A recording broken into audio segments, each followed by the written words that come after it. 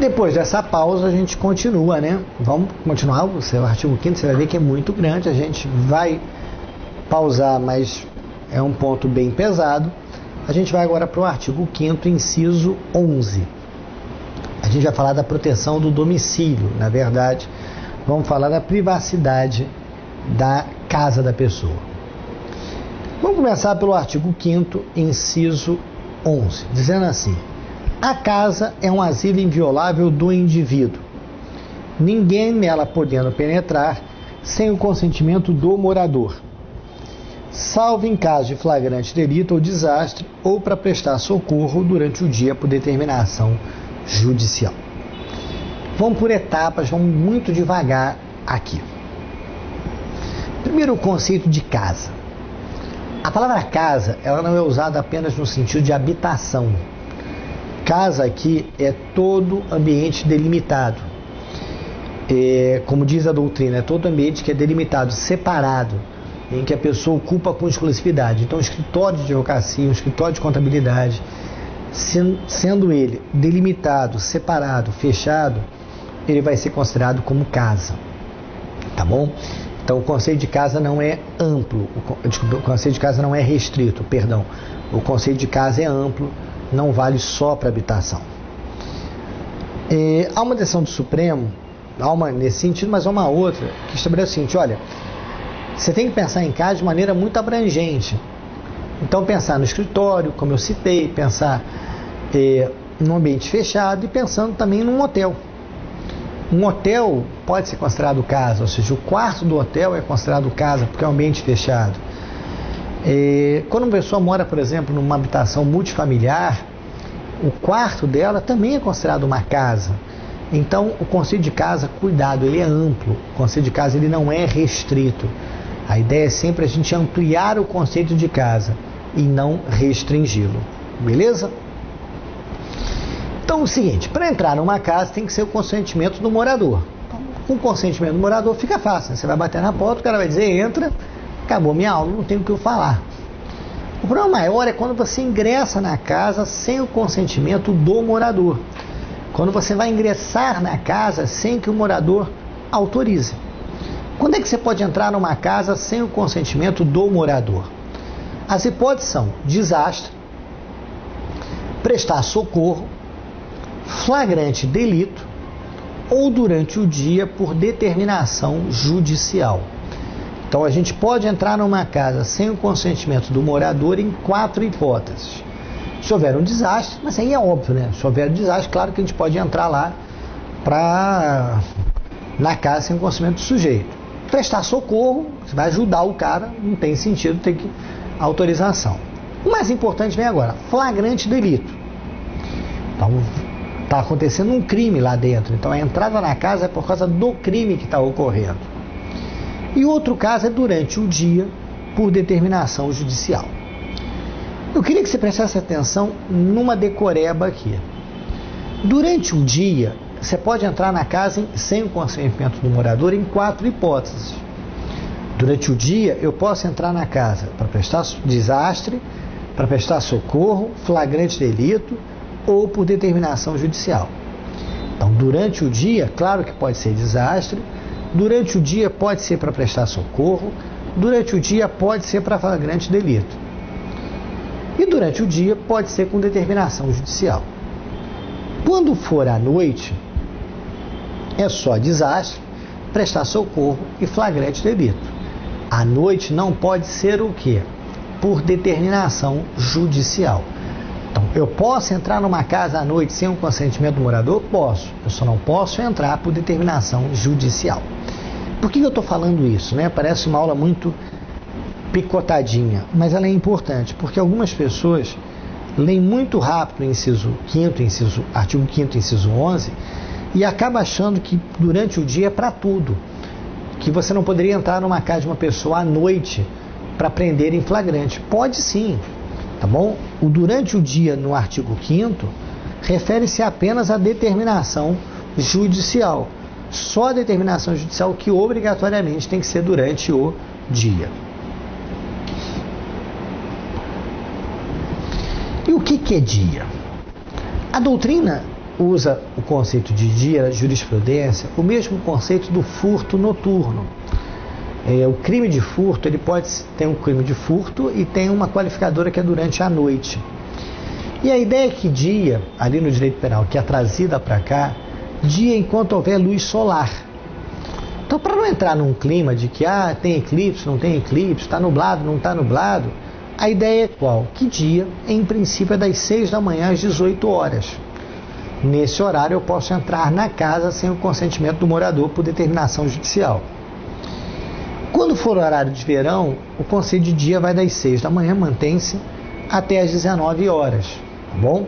Então é nesse período que eu posso entrar na casa com determinação judicial, tá? Então o ingresso na casa com determinação judicial é justamente nesse período, das 6 da manhã às 18 horas, e no horário de verão vai até às 19 horas. Isso não é muito comum cair em concurso não, tá? É mais normalmente uma curiosidade que você tem, uma dúvida que você tem. O que cai muito em concurso é a decoreba mesmo, que se eu tenho que entrar numa casa por determinação judicial, eu só posso fazer isso durante o dia. Vamos ver agora um caso especial que o Supremo julgou em 2010, que julgou, perdão, em 2008, mas foi publicado em 2010, da relatoria do ministro César Peluso. Que é o seguinte, a discussão foi em que a Polícia Federal ingressou no escritório, na madrugada, para colocar a escuta ambiental. E a discussão se isso era constitucional ou não. Ora, repara bem, o que a Constituição quer proteger no artigo 5º, inciso 11? Ele quer proteger a privacidade da pessoa. No caso concreto, aquele escritório não tinha ninguém na madrugada. Foi provado nos autos que não haveria ninguém na madrugada, nem presunção de que haveria alguém. E por ser uma escuta ambiental, ela só podia ser colocada no local e só podia ser na madrugada. Então o Supremo acabou entendendo a constitucionalidade disso. Então repara a decisão desse inquérito 2424. Diz assim: escuta ambiental, exploração de local, captação de sinais óticos e acústicos. Escritório de advocacia. Agora vem a decisão. Ingressa a autoridade policial no período noturno para instalação de equipamentos, mediante autorização por decisão judicial. Invasão de domicílio não caracterizada. O Supremo entendeu que não houve violação alguma, porque justamente naquele caso concreto, não haveria ninguém naquele lugar, naquele escritório, naquela noite, ou seja, era um prédio que fechava à noite, então obrigatoriamente aquele lugar estava fechado, sem ninguém lá dentro. Então o Supremo entendeu que a colocação dessa escuta ambiental nesse escritório não violaria o artigo 5º, inciso 11, tá bom? Então toma cuidado, se cair na prova, vem essa marcação.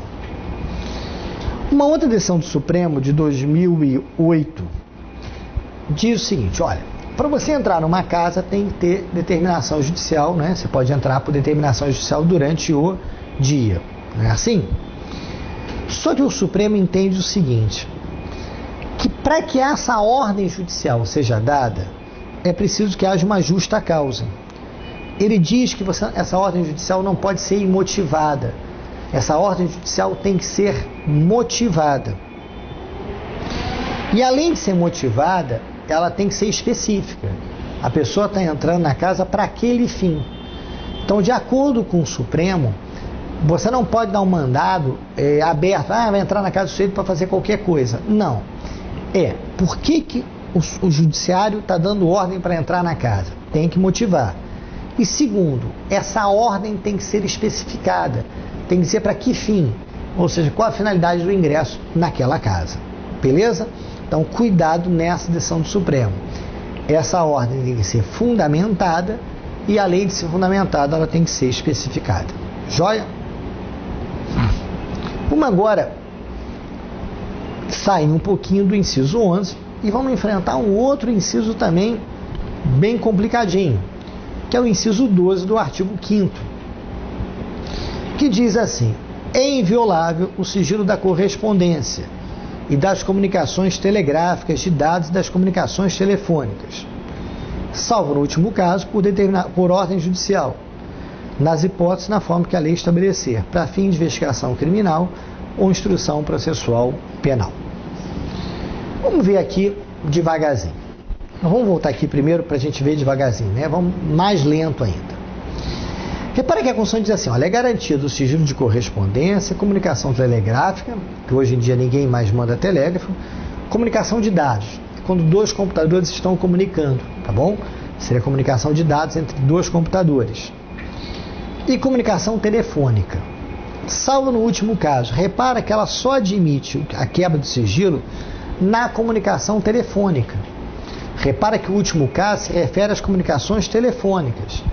E para que haja essa violação nas comunicações telefônicas, tem que ser por ordem judicial.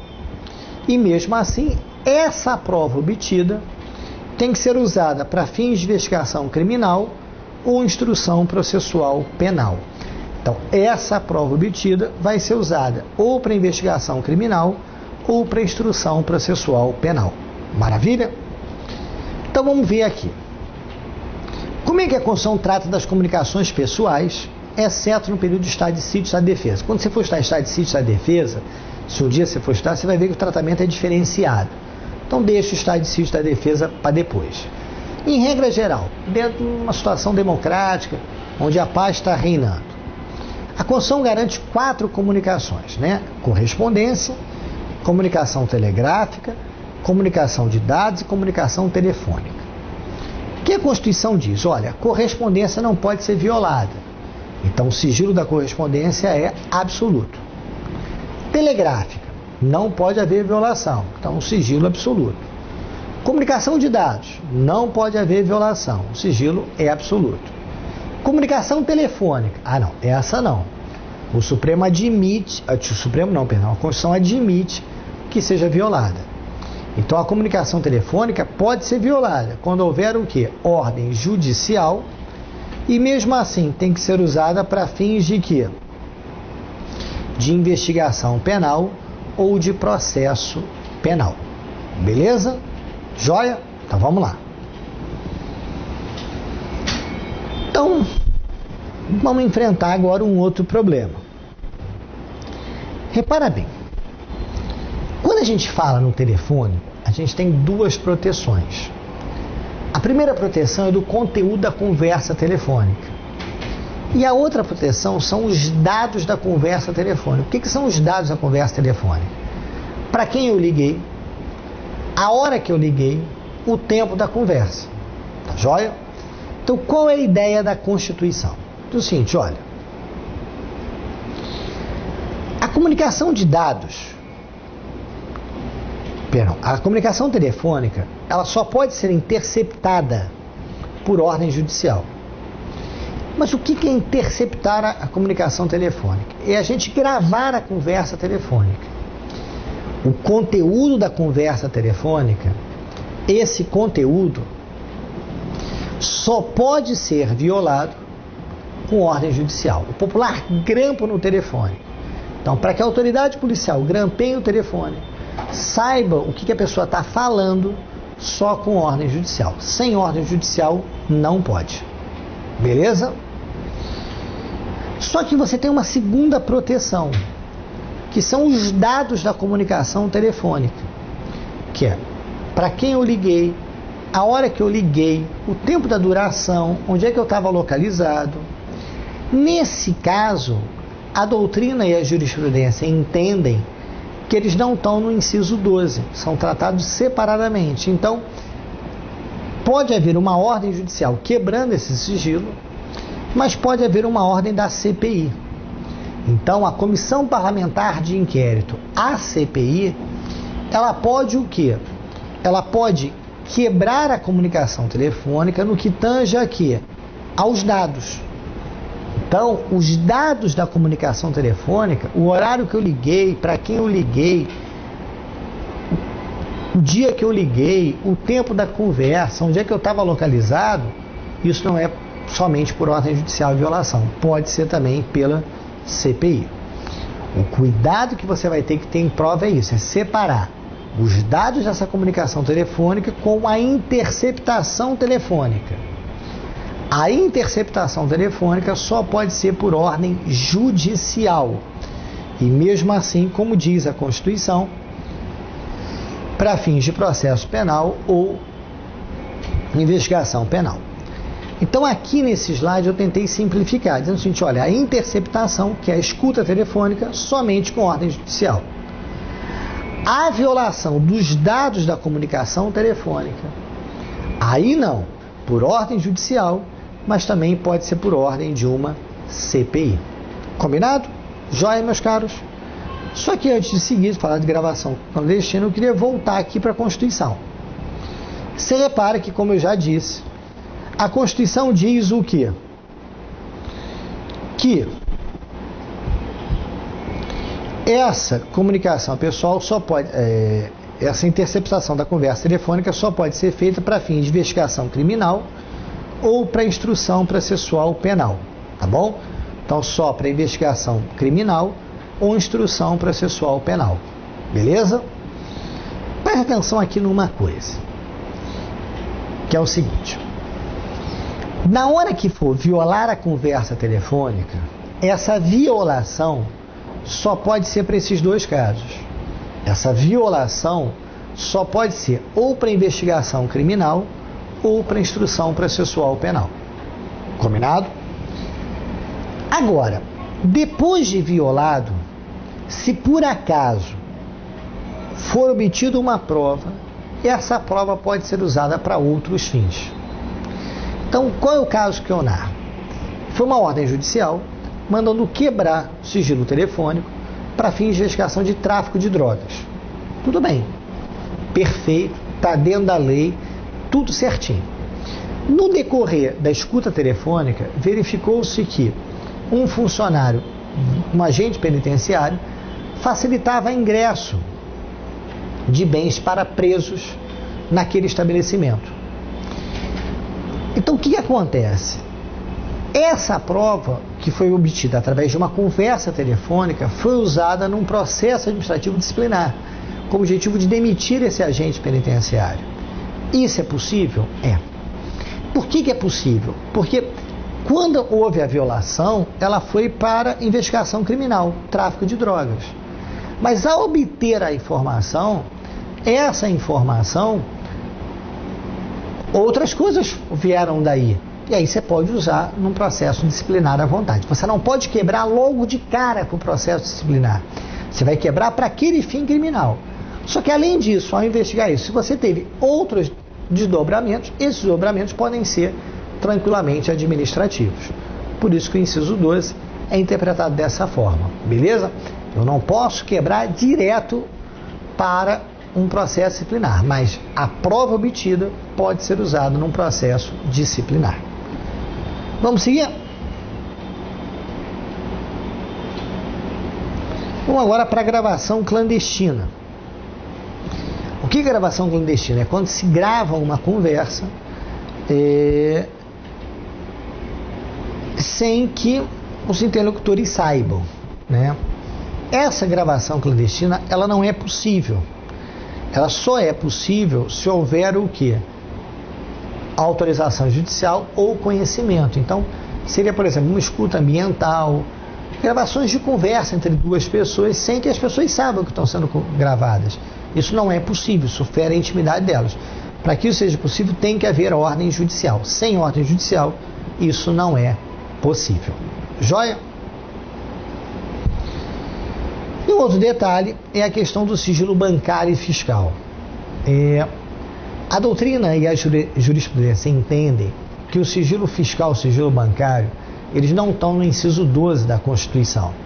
Eles estão protegidos no artigo 192, que trata do sistema financeiro. Lá não está escrito isso não, tá? Mas quando trata do sistema financeiro, é ali que tem o sigilo bancário.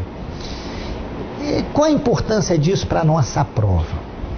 É que o sigilo bancário que existe, o sigilo fiscal, quando se declara o seu imposto de renda, existe um sigilo nessa declaração. Esse sigilo bancário e esse sigilo fiscal só podem ser violados por decisão judicial, mas também por CPI. Então entende-se que além da ordem judicial, a CPI pode determinar a quebra desse sigilo. Então admite-se que a CPI venha determinar a quebra desse sigilo. Então hoje em dia admite-se quebra de sigilo bancário ou fiscal por ato de comissão parlamentar de inquérito. O mais importante é chamar a atenção que em nenhum momento eles estão protegidos nos incisos 10, 11 e 12. Eles vão ter um tratamento próprio, tá bom? Um outro problema para a gente enfrentar é a correspondência do preso. Durante muito tempo se discutiu se a correspondência que a gente envia para o preso, se essa correspondência está ou não está protegida pela Constituição. E o entendimento do Supremo foi no seguinte sentido, que é possível sim violar a correspondência do preso, que é totalmente possível admitir a violação da correspondência do preso.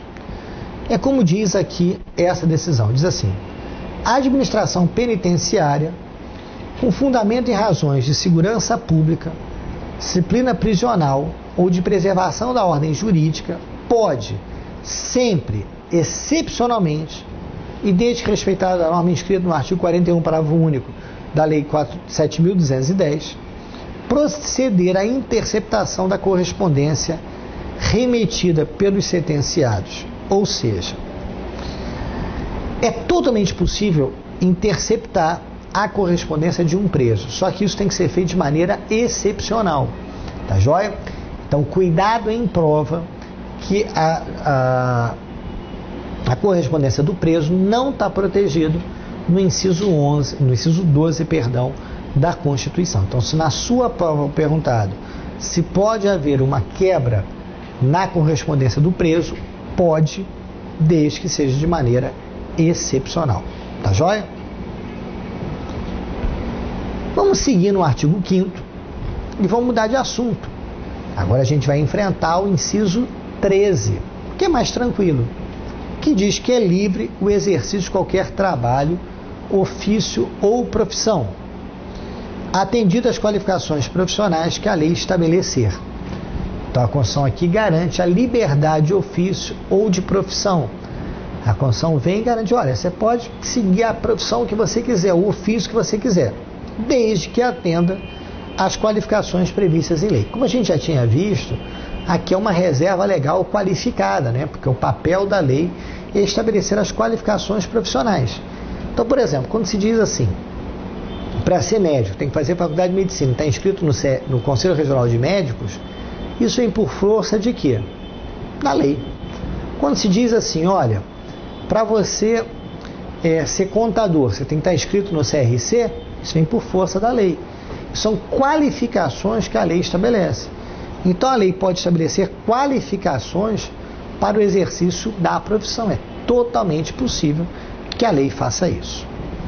Vamos enfrentar alguns probleminhas. O primeiro probleminha é o caso do jornalista. O Supremo entendeu que não foi recepcionado o artigo 4º, inciso 10 do Decreto-Lei 972, que exigia diploma de curso superior para o exercício da profissão de jornalista. Cuidado em prova. O Supremo entendeu que o exercício da profissão de jornalista não atende a qualificações previstas em lei e, portanto, o exercício da profissão de jornalista independe da formação. Em outras palavras, qualquer pessoa pode exercer, porque o Supremo entendeu que o jornalista estaria nessa primeira parte. Como todos têm acesso à informação, como a comunicação hoje é um direito de quarta geração, portanto, a lei não pode estabelecer qualificações para o desempenho da atividade de jornalista. O Supremo veio pela linha de que não pode a lei estabelecer nenhuma dessas qualificações. E aí eu coloquei aqui a decisão do Supremo, peço que você dê uma lida, tá bom? O relator foi o ministro Gilmar Mendes. Em prova, é muito importante salientar de que não pode haver controle estatal na atividade do jornalista e, assim sendo, é livre o exercício dessa atividade. Um outro problema enfrentado no Supremo foi o exame da OAB. Lembrando que uma pessoa hoje não basta ser bacharel em Direito para ser advogado, ela tem que ser submetida ao exame da OAB e ser aprovado nesse exame.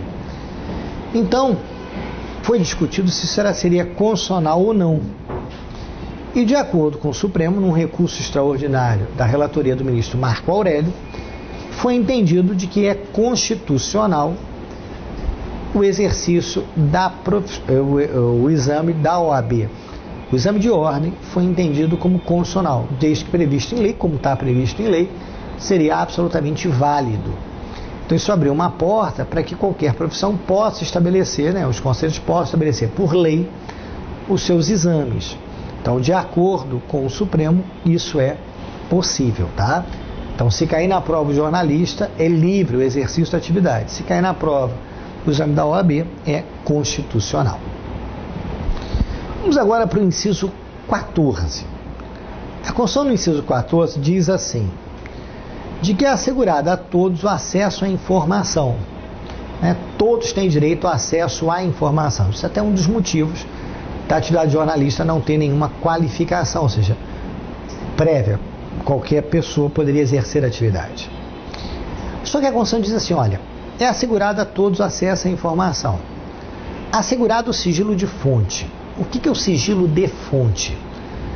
De que, ao dar a informação, eu não preciso revelar quem me deu a mesma. Isso pode ser muito importante para o exercício de uma profissão. É o caso do jornalista.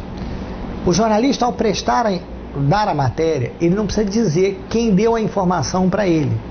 Então, por exemplo, ele vira e diz assim, olha, vai haver amanhã uma invasão da polícia militar em tal comunidade. Ele vai lá e dá a matéria, ele diz isso. Ele não é obrigado a dizer quem deu essa informação a ele, como é que ele obteve essa informação. Esse é o sigilo de fonte, que é absolutamente necessário para o exercício da profissão. Sem esse sigilo, o jornalista não consegue atuar, porque muitas vezes, para ele dar a informação, alguém prestou a ele, e essa pessoa não quer aparecer, quer ser protegida, então ele não é obrigado a revelar. Mas aí você deve estar fazendo uma pergunta: isso não fere a ideia da Constituição que diz que é livre a manifestação do pensamento, vedado o anonimato? Não, não fere. Porque quando o jornalista presta a informação, ele está manifestando o seu pensamento. Ele, jornalista, vai aparecer. Ele vai assinar a matéria, ele responde por esse ato. Ele não é obrigado a quê? A dizer quem deu a informação para ele. Ele não é obrigado a revelar quem deu a informação para ele. Isso que é o sigilo de fonte. Joia? Seguindo agora, vamos enfrentar o inciso 15 do artigo 5º, que fala que é livre a locomoção no território nacional em tempo de paz. Então você pode andar no território brasileiro absolutamente à vontade. Entrar, sair a hora que você quiser, seguindo apenas nos termos da lei. Quando ele põe nos termos da lei, é coisa do tipo, olha, para você andar de carro, você tem que ter o documento do carro, a sua carteira de motorista. Para entrar no Brasil tem que ter passaporte, para sair do Brasil tem que ter passaporte, esse tipo de coisa. Mas a ideia é de que é livre a locomoção no território nacional em tempo de paz. Quando ele fala em tempo de paz, ele exclui o período de quê? De guerra, tá bom? Vamos seguir? Inciso 16, também muito importante. Todos podem se reunir pacificamente, sem armas, em locais abertos ao público. Então a Constituição garante essa liberdade em locais abertos ao público. A gente pode se reunir tranquilamente em locais abertos ao público.